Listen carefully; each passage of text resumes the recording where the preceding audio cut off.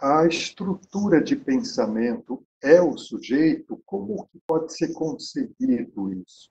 A estrutura de pensamento é o sujeito ou não? Não, não. É como a própria definição diz. A estrutura de pensamento é tudo aquilo que habita o sujeito. Não é o sujeito, porque do contrário a gente já diria, a estrutura de pensamento é o sujeito. Ela não é o sujeito.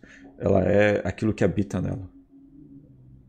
Então, essa estrutura de pensamento, ela é moldável. Ela se altera ao longo da história.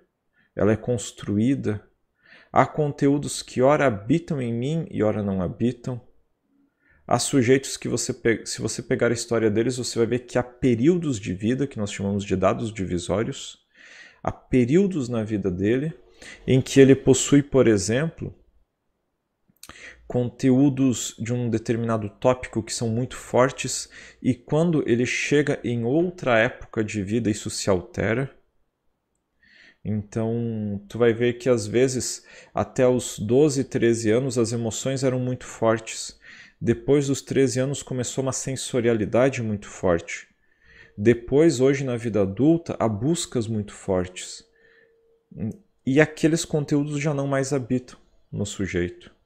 Então, a gente pode considerar que é mais ou menos como se a nossa historicidade fosse um rio, a nossa estrutura de pensamento fosse o barco que está descendo esse rio e nós fôssemos o sujeito que habitamos esse barco e que nos relacionamos com esse rio e que estamos nesse rio com esse barco.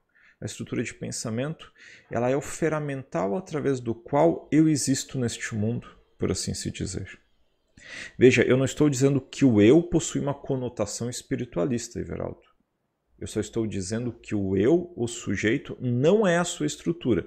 Por mais que algumas pessoas façam desta estrutura si próprios, usando essas estruturas como preceito de identidade. Ok? Mas são coisas distintas.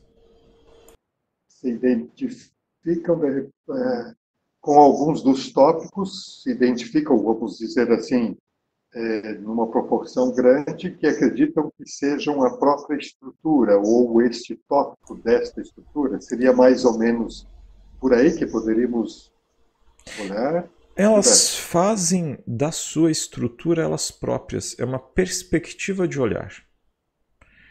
É como, Perspectiva de é olhar. como o sujeito, é como uma mãe que faz do filho ela própria.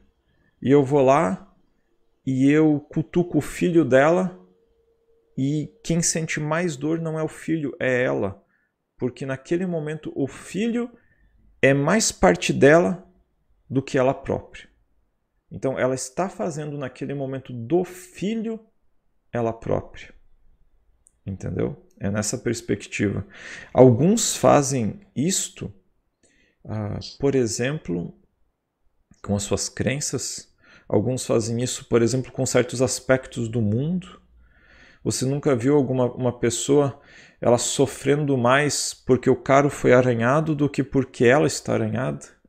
Ela fez do caro o próprio corpo, por exemplo. Então Uma algumas extensão dela. uma extensão.